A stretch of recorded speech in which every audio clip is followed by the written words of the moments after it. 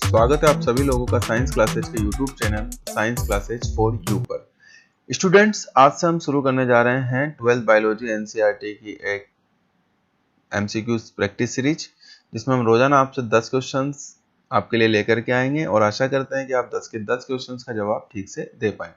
और जितने भी क्वेश्चंस का आप जवाब दें स्टूडेंट, 10 में से कमेंट करके बताइएगा जरूर कि आप कितने जो है अंक मार्क्स प्राप्त कर रहे हैं आउट ऑफ 10। स्टूडेंट्स, यहाँ पर हम जितने भी क्वेश्चंस 12th बायोलॉजी के आपसे करने वाले हैं वो चैप्टर वाइज करने वाले हैं, लेकिन 2024 के सिलेबस में से वो चैप्टर जो हटा दिए गए हैं उनके क्वेश्चंस भी हम आपके लिए लेकर के आएंगे, क्योंकि ये जो एमसीक्यूज क्वेश्चंस हैं ये आपके आगे आने वाले कॉम्पिटिटिव एग्जाम में भी आपके काम आने वाले हैं, लाइक दैट नीट। और स्पेशली आजकल बच्चे जो है बीएससी नर्सिंग के तरफ भी काफ़ी मूव कर रहे हैं, तो बीएससी नर्सिंग का जो कॉम्पिटिटिव एग्जाम है वहाँ पर इवन आपके बोर्ड एग्जाम में भी आजकल ऑब्जेक्टिव क्वेश्चंस आते हैं, तो वहाँ पर भी आपके काम आने वाले हैं। और भी अदर कॉम्पिटिटिव एग्जाम हैं जहाँ पर बायोलॉजी से रिलेटेड क्वेश्चंस आते हैं, तो वहाँ पर भी आपके सारे क्वेश्चंस जो एनसीईआरटी से पूछे जाते हैं, हमारी कोशिश रहेगी कि इन क्वेश्चंस के बाहर कोई क्वेश्चन आपसे ना आए। हम कोशिश करेंगे पूरी एनसीईआरटी को कवर करने की। और हाथ से हम शुरू करने जा रहे हैं, तो हमारा पहला क्वेश्चन हम शुरू करते हैं और आप सब इसका जवाब देना। फल मक्खी की जीवन अवधि कितनी होती है? ऑप्शन है ए 2 सप्ताह, बी 30 दिन, सी 2 महीना, डी 6 महीना। स्टूडेंट, इसका राइट आंसर है 30 दिन। देखिए स्टूडेंट, दो चीजें होती है, एक होता है लाइफ स्पैन एंड एक होता है लाइफ साइकिल। दोनों में डिफरेंस है कि लाइफ साइकिल का मतलब होता है सजीव के जो है जन्म से लेकर के और उसकी मृत्यु तक का जो कुल समय होता है वो लाइफ स्पैन या जीवन अवधि कहलाता है, जो कि फल मक्खी की मानी जाती है 30 डेज की। जबकि लाइफ साइकिल का मतलब है फल मक्खी के जीवन चक्र की विभिन्न प्रावस्थाओं से है, कि फल मक्खी अपने जीवन चक्र में कितनी प्रावस्थाओं से गुजरती है। लाइक दैट एग, फिर एग से जो है लार्वा बनेगा एंड लार्वा से देन फिर एडल्ट बनेगी, वयस्क मच्छी वयस्क जो है फल मक्खी तैयार हो जाएगी। तो इस प्रकार से फल मक्खी जो जीवन में विभिन्न प्रावस्थाओं से गुजरती है, तो ये इसकी लाइफ साइकिल कहलाती है। और ये प्रावस्थाओं को फल मक्खी 2 वीक में जो है प्राप्त कर लेती है। तो आपसे अगर लाइफ स्पेन पूछा जाए तो 30 डेज आंसर होगा, है ना। लेकिन अगर आपसे पूछा जाए कि लाइफ साइकिल कितना है, तो लाइफ साइकिल जो है फल मक्खी का वो 2 वीक होता है। तो इसीलिए मैंने क्वेश्चन रखा था ताकि आपका कंफ्यूजन खत्म हो सके। और मैं आशा करता हूं कि पहले ही क्वेश्चन में आपको एक इंपॉर्टेंट जानकारी प्राप्त हुई होगी। आगे हम बात करते हैं प्रश्न नंबर 2 की, कि क्लोन के लिए निम्न में से सत्य कथन है। क्लोन, देखिए स्टूडेंट, क्लोन क्या होते हैं? अलैंगिक जनन के फलस्वरूप उत्पन्न संततियां, ए ऑप्शन है। बी ऑप्शन है आकारिकी रूप से अपने जनक के समान, सी ऑप्शन है आनुवांशिक रूप से अपने जनक के समान, डी ऑप्शन है उपर्युक्त सभी। तो इसका राइट आंसर है उपर्युक्त सभी। अलैंगिक जनन के फलस्वरूप जो संततियां उत्पन्न होती है ना स्टूडेंट, वो संततियां आकारिकी और आनुवांशिकी रूप से अपने जनक के समान होती है, और इन्हीं संततियों को हम क्लोन कहते हैं। तो सिंपल सा क्वेश्चन था, आशा करता हूं आपने इसका जवाब दिया होगा। तीसरा क्वेश्चन है हमारा कि अलैंगिक जनन के लिए निम्न में से सत्य कथन है। अलैंगिक जनन के लिए बिना युग्मक संलयन के होने वाला जनन, बिल्कुल सही बात है। पादपों व जंतुओं दोनों में पाया जाता है, हाँ, अलैंगिक जनन पादपों में भी हो सकता है और जंतुओं में भी हो सकता है। एकल जीवों में जनन की एक सामान्य विधि, हाँ बिल्कुल, अलैंगिक जनन उन्हीं जीवों में पाया जाता है जिनमें नर और मादा अलग अलग नहीं होते, यानी कि ये एकल जीवों में पाया जाता है। तो तीसरे क्वेश्चन का आंसर भी जो है एक सिंपल आंसर है, डी इसका उत्तर रहेगा स्टूडेंट। एंड आशा करता हूं आप सभी ने इसका जवाब बिल्कुल सही दिया होगा। इसके बाद हम बात करते हैं क्वेश्चन नंबर 4 की। क्वेश्चन नंबर 4 है कि एक कोशिकीय जीवों में सामान्यतः अलैंगिक जनन होता है विखंडन द्वारा, खंडन द्वारा, पुनरुद्भवन द्वारा और मुकुलन द्वारा। स्टूडेंट, हम अलैंगिक जनन की चारों विधियां हैं ये, और हम चारों विधियों पर डिस्कस करते हैं। कि देखिए, विखंडन द्वारा जो जनन है वो, इसका मतलब होता है कि कोई एक कोशिकीय जीव है और कोशिका विभाजन करके वो 2 या फिर 2 से भी जो है अधिक कोशिकाओं का निर्माण कर रहा है, तो इसे हम विखंडन कहते हैं। तो बिल्कुल एक कोशिकीय जीवों में जनन जो है वो विखंडन द्वारा ही होता है, तो ए ऑप्शन ही हमारा राइट होगा। लेकिन साथ के साथ हम बाकी जो है विधियों को भी एक बार क्लियर करते हैं। देखो स्टूडेंट, आपको लग रहा होगा कि मैं आपका टाइम ले रहा हूँ, बट ये कंफ्यूजन दूर होना बहुत जरूरी है। खंडन क्या होता है भाई, और खंडन के द्वारा जनन किसमें होगा? तो ध्यान देने वाली बात है कि खंडन के द्वारा जो जनन है वो एक कोशिकीय जीवों में नहीं होता है, वो होता है सरल बहुकोशिकीय जीवों में। सरल बहुकोशिकीय यानी जिनमें अंगों का निर्माण नहीं हुआ है।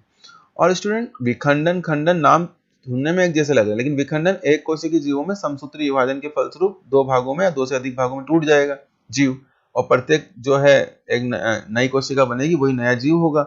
जबकि सरल बहुकोशिकीय जीवों में क्या होगा, जैसे मान लीजिए कि कोई एक शैवाल है और ये शैवाल कुछ छोटे छोटे टुकड़ों में टूट गया, और जितने टुकड़े टूटे हैं प्रत्येक टुकड़ों ने वृद्धि करके एक नया शैवाल बना लिया। तो इस प्रकार की जो मेथड है वो खंडन कहलाती है, और स्पेशली ये शैवालों में पाई जाती है, लाइक दैट स्पाइरोगाइरा वगैरह में। तो खंडन द्वारा जनन पाया जाता है, जितना टुकड़ा टूटेगा उतना सबसे एक नया शैवाल बन जाएगा। पुनरुद्भवन क्या है? तो पुनरुद्भवन भी सरल बहुकोशिकीय जीवों में होगा, लेकिन ये उन सरल बहुकोशिकीय जीवों में होगा जिनमें कायिक अंगों का निर्माण हो चुका है, लाइक दैट सिर, धड़, पूंछ, इस प्रकार के अंग जिनमें बन चुके हैं उनमें पुनरुद्भवन द्वारा जनन होगा। स्टूडेंट, इसमें क्या होता है, यहाँ पर सिर, धड़ या पूंछ कायिक अंगों में जीव टूट जाता है, और वो जो प्रत्येक कायिक टुकड़ा है वो वृद्धि करते हुए एक नए सजीव का निर्माण कर लेता है। तो खंडन और पुनरुद्भवन में अंतर क्या है? खंडन में कोई भी टुकड़ा नए जीव का निर्माण कर सकता है, लेकिन पुनरुद्भवन में किसी एक विशेष टुकड़ा, लाइक दैट सिर, धड़ और पूंछ टुकड़े में टूट गई है तो इन्हीं से नया जीव बनेगा। ऐसा नहीं कोई भी सिर का 4 टुकड़ा हो गया तो चारों टुकड़े जो है एक सजीव का निर्माण कर लेंगे, नहीं, ऐसा नहीं। पूरा का पूरा सिर टूटकर अलग हुआ है तो वो एक नए सजीव का निर्माण करेगा। तो आशा करता हूँ खंडन और पुनरुद्भवन में आप अंतर समझ पा रहे होंगे। मुकुलन में क्या होता है स्टूडेंट, कोई भी सजीव के शरीर पर एक लगातार कोशिका विभाजन के फलस्वरूप एक गांठ बन जाती है, और वो गांठ फिर धीरे धीरे वृद्धि करती हुई मूल जनक से अपने अलग हो जाती है। तो इस गांठ को मुकुल कहते हैं, और इसके द्वारा होने वाला जनन मुकुलन कहलाता है। और मुकुलन द्वारा जनन मुख्यतः हाइड्रा में होता है। हाँ, ये जो है एक कोशिकीय जीवों में अपवाद स्वरूप ईस्ट में होता है, लेकिन आपसे तो सामान्यतः पूछा है तो सामान्यतः में जवाब विखंडन होगा। मुकुलन अपवाद के स्वरूप एक कोशिकीय जीव ईस्ट में जरूर पाया जाता है, लेकिन वो जनरली नहीं होता है। आगे बढ़ते हैं क्वेश्चन नंबर 5 पर। निम्न में से किस जीव में विखंडन द्वारा अलैंगिक जनन होता है? तो विखंडन द्वारा अलैंगिक जनन किसमें होगा? निम्न में से किस जीव में विखंडन द्वारा अलैंगिक जनन होता है? तो अभी अभी हमने पढ़ा कि एक कोशिकीय जीवों में विखंडन द्वारा अलैंगिक जनन होता है। तो अमीबा एक कोशिकीय जीव है, विखंडन द्वारा जनन करता है। पैरामीशियम भी एक कोशिकीय जीव है, और ये भी विखंडन द्वारा जनन कर सकता है। और प्लाज्मोडियम भी एक कोशिकीय जीव है, ये भी विखंडन द्वारा जनन कर सकता है। इसका मतलब इसका आंसर होगा सभी। ये समस्त जीव जो है विखंडन द्वारा जनन कर सकते हैं, यानी कोशिका विभाजन द्वारा दो या दो से अधिक संतानों का ये निर्माण कर सकते हैं। अगला क्वेश्चन है विषम परिस्थितियों में, क्वेश्चन नंबर 6। विषम परिस्थितियों में अमीबा में अलैंगिक जनन की विधि है। स्टूडेंट, सामान्यतः अमीबा जो है विखंडन के द्वारा जनन करता है सामान्यतः, लेकिन विषम परिस्थितियों में ये क्या करता है, अमीबा जो है उसके ऊपर एक त्रिस्तरीय परत बन जाती है विषम परिस्थितियों में, ताकि इसको कोई जो है नुकसान ना हो, ये नष्ट ना हो। और इस प्रकार जो ये त्रिस्तरीय परत बनती है इसको पुटी कहते हैं। तो इस प्रकार ये पुटीकृत अमीबा हो जाता है। इसके जो अंदर आनुवंशिक पदार्थ है वो लगातार विभाजन करते हुए कई बीजाणुओं का निर्माण कर लेता है। जब विपरीत परिस्थितियां समाप्त होती है और अनुकूल परिस्थितियां आती है तो ये भित्ति फट जाती है और ये बीजाणु बाहर आ जाते हैं, और प्रत्येक बीजाणु से एक नए अमीबा का निर्माण होता है। इस मेथड को हम बीजाणु जनन कहते हैं, यानी विषम परिस्थितियों में अमीबा जो है वो बीजाणु जनन द्वारा जनन करता है। अगला क्वेश्चन, आशा करता हूँ स्टूडेंट आप जवाब दे रहे होंगे, और जो है अब तक मैंने 6 क्वेश्चन पूछे हैं, और मुझे पूरी आशा है कि आपने 6 के 6 प्रश्नों का जवाब सही दिया होगा। आप कमेंट करके बताना जरूर कि आपने कितने सवालों का जवाब सही दिया है, और आपको क्वेश्चंस कैसे लगे आप कमेंट करके बताएंगे तो हम इस सीरीज को आगे बढ़ाएंगे स्टूडेंट। लेकिन अगर आपका इंटरेस्ट नहीं रहा तो फिर सीरीज को आगे बढ़ाने से कोई मतलब नहीं रहेगा।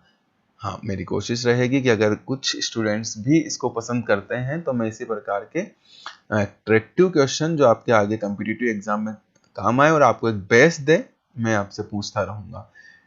क्वेश्चन नंबर 7 है कि निम्न सजीवों का उनकी अलैंगिक जननीय संरचनाओं के साथ सही मिलान है। मतलब आप एक तरफ आपको सजीव दे रखे हैं, इस प्रकार के क्वेश्चन बहुत आते हैं आजकल कॉम्पिटिटिव एग्जाम में। एक तरफ आपको सजीव दे रखे हैं और एक तरफ ये संरचनाएं दे रखी है, और आपसे पूछा है कि कौन सा सजीव किस संरचना के द्वारा जनन करता है। आपको ये विकल्प दे रखे हैं, हम यहाँ देखते हैं स्टूडेंट, क्लेमाइडोमोनास। क्लेमाइडोमोनास एक शैवाल है जो चल बीजाणुओं के द्वारा जनन करता है, यानी फर्स्ट के साथ ए। हम देखते हैं यहाँ फर्स्ट के साथ ए पहले ही ऑप्शन में है, यानी हमें आंसर तो मिल गया कि इसका पहला ही आंसर जो है ए ऑप्शन ही इसका सही होगा। लेकिन हम फिर भी देख लेते हैं, पेनिसिलियम के द्वारा जो जनन है, पेनिसिलियम में जो जनन है वो कोनिडिया के द्वारा होता है स्टूडेंट्स, कोनिडिया के द्वारा, यानी सेकंड में बी। हाइड्रा में जैसा हमने अभी अभी देखा था, मुकुल या कलिका के द्वारा जनन होगा, मुकुल को कलिका भी कह सकते हैं, और स्पंज में जेम्यूल के द्वारा जनन होगा, यानी हमारा फर्स्ट ऑप्शन ही राइट ऑप्शन है। क्वेश्चन नंबर 8 पर आते हैं स्टूडेंट, और क्वेश्चन नंबर 8 है कि निम्न पादपों का उनकी कायिक जननीय संरचनाओं के साथ सही मिलान कीजिए। बिल्कुल उसी प्रकार का एक प्रश्न है जहां पर इस बार पादप है और एक पादपों में अलैंगिक जनन को कायिक जनन कहा जाता है। तो ये कायिक जननीय संरचनाएं हैं। तो आलू में जो जनन है स्टूडेंट्स, आप जानते हैं कि कलिका या आंख की जो है कंद पे बन जाती है।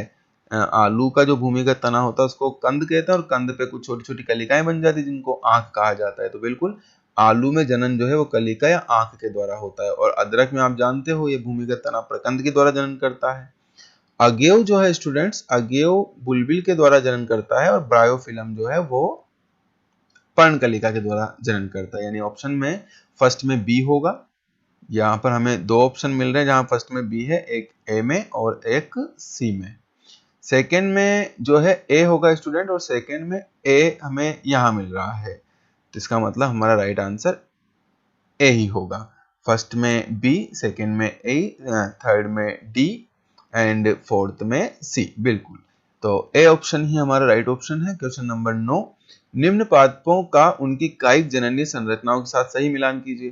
तो सेम क्वेश्चन है स्टूडेंट्स, यहाँ पर आपका ये भी क्लियर हो जाएगा कि भाई घास जो है वो ऊपरी भूस्थारी होती है, और ऊपरी भूस्थारी तने के द्वारा वो अलैंगिक जनन करती है।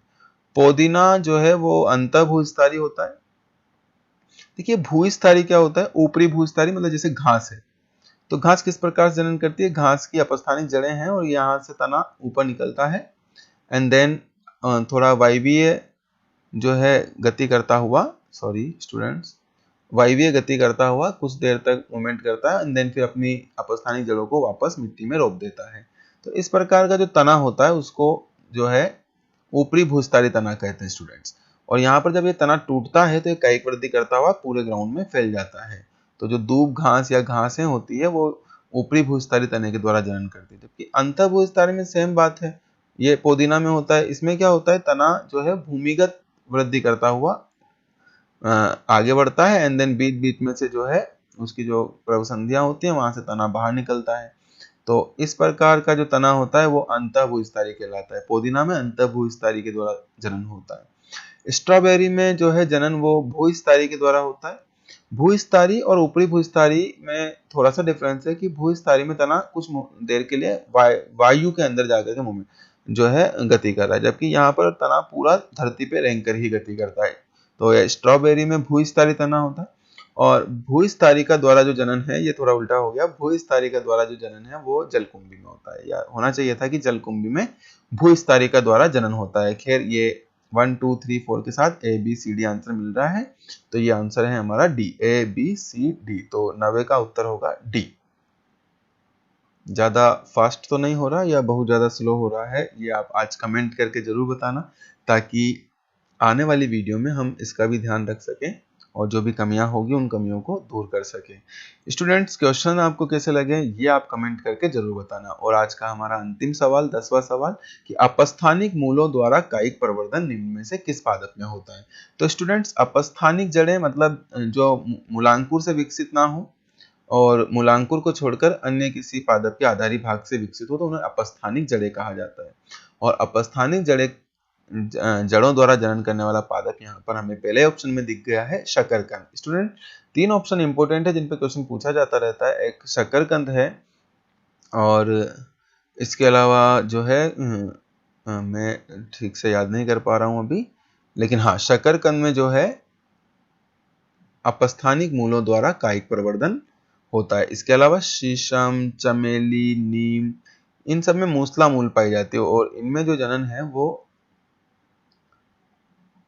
मूसला मूल द्वारा होता है। लेकिन शकरकंद में जनन किसके द्वारा होता है स्टूडेंट, ये जरूर आप याद रखना, शकरकंद में जनन जो है वो ये एक अपस्थानिक मूल है, तो इसमें अपस्थानिक जड़ों द्वारा जो है कायिक प्रवर्धन होता है। हाँ, एक उदाहरण जो मैं भूल रहा था वो है डहेलिया। तो डहेलिया में भी अपस्थानिक जड़ों द्वारा ही कायिक प्रवर्धन होता है। तो ये थी आज की हमारी क्लास। आशा करता हूँ कि आपको ये क्लास पसंद आई होगी और आशा करता हूँ कि इस क्लास को प्रोत्साहन भी मिलेगा ताकि हम इस सीरीज को मन लगा करके आगे बढ़ा सकें। तो स्टूडेंट, ये था आज का हमारा अंतिम सवाल। आशा करता हूँ कि आपको ये सीरीज पसंद आई होगी और अगर आई है तो आप कमेंट करके ज़रूर बताना। इसी के साथ हम विदा लेते हैं। बने रहिएगा साइंस क्लासेज के साथ। नमस्कार।